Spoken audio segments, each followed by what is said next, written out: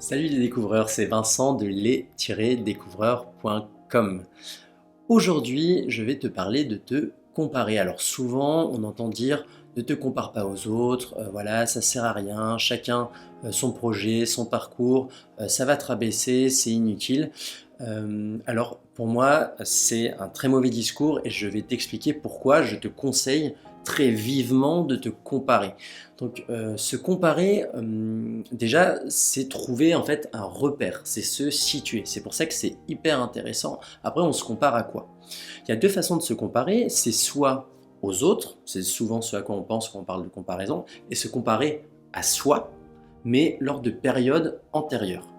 Et c'est ça qui va être hyper intéressant, c'est qu'en fait, en se comparant, c'est des preuves factuelles de où tu en es.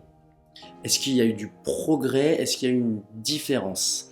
Donc, si tu te compares à toi, ça c'est hyper intéressant, c'est de voir où tu en étais avant et où tu en es maintenant. Est-ce que tu as avancé? Et justement, ça va te sauter à la figure. Si tu prends tel ou tel sujet, très rapidement, tu vas pouvoir te rendre compte, et c'est là où c'est vexant la comparaison, et c'est là où c'est hyper intéressant, c'est que c'est factuel, ça va te montrer si finalement tu as progressé ou non.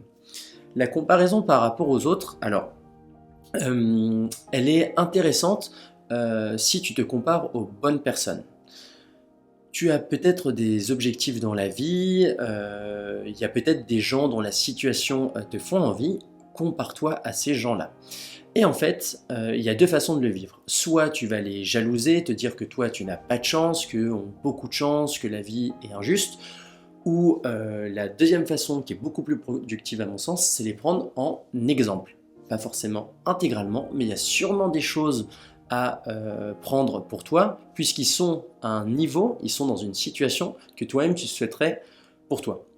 Et là, ce qui va être intéressant, c'est finalement de te demander qu'est-ce que ces personnes ont en commun, qu'est-ce qu'ils mettent en place pour être dans une situation à un niveau que toi, tu souhaiterais atteindre.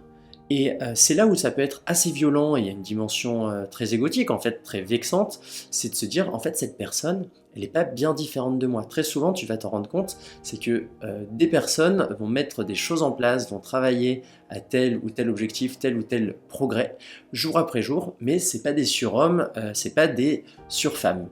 Et c'est là où tu prends en pleine poire le fait que toi, tu ne bouges pas beaucoup, ça te renvoie à ta propre inaction. Donc, compare-toi. Compare-toi absolument, à nouveau, aux bons repères, aux bonnes personnes, parce que non seulement ça va t'apprendre un peu plus précisément où tu en es, et surtout ça peut te donner des pistes de réflexion hyper intéressantes de comment arriver là où sont ces gens. Donc n'hésite pas à me donner ton avis en commentaire, là ça m'intéresse, d'accord, pas d'accord, on en discute.